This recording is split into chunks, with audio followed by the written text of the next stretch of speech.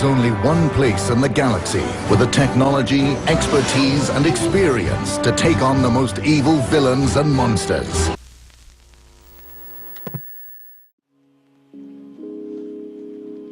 In September of 2010, a new theme of LEGO sets were released, under the name Hero Factory. The series originally premiered as a 4-part mini-series on Nicktoons. The initial series was called Ordeal of Fire. The series was intended to be a successor of Bionicle, but don't say that to anybody that likes this wave or else they'll punch you in the face. Now, there were several series to this theme. We had, in 2011, we had Ordeal of Fire and Savage Planet. In 2012, we had Breakout.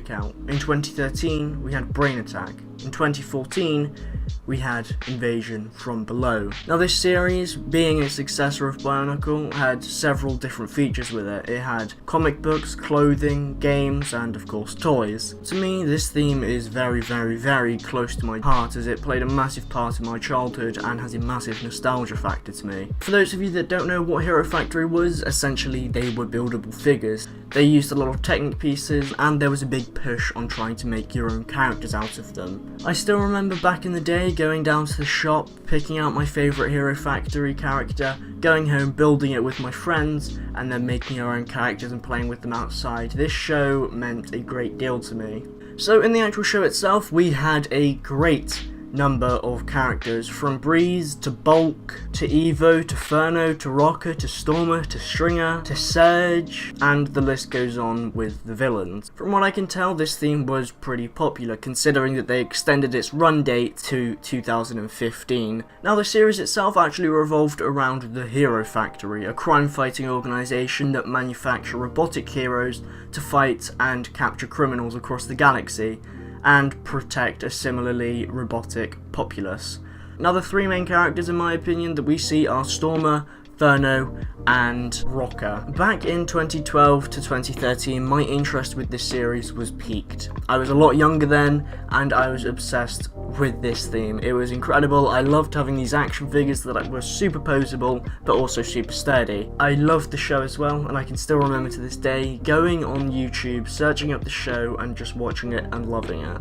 With Brain Attack, my interest was out of this world with this theme. I can still remember going to the shops and being able to pick out 3 Hero Factory characters with my birthday money. That was one of the most incredible experiences of my life, and I will always remember it. I think it's safe to say that when I caught wind that Invasion from Below was releasing, I was incredibly excited. In stores, when I saw Invasion from Below, I was beyond disappointed. That's not to say I didn't pick up any of the sets, because of course I did. But the fact that they included minifigures was a massive disappointment to me. One of the main things that made this unique was the fact that it didn't have minifigures in it, and the fact that it was these kind of buildable characters. The inclusion of minifigures kind of ruined the series for me, and I think all of the scale and all of the continuity was really, really messed up.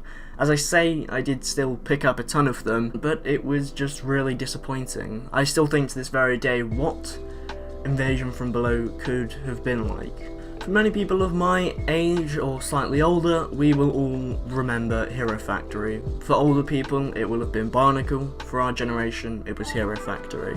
This theme gave many, many people hours and hours of enjoyment, and for that, I'm truly grateful. I think this series, while still having some very clunky dialogue and not necessarily being a critical masterpiece, was something to applaud LEGO for doing. So yeah, that's all for today's video. This was a bit of a different video to what I normally do. Comment down below how you found it. Was there anything that you would like me to change? Maybe the audio quality wasn't too great, whatever it is. Feedback is always appreciated. And also leave down in the comments some experiences that you've had with this series. I think it would be a really great time to share our experiences in the past down in the comments below. So yeah guys.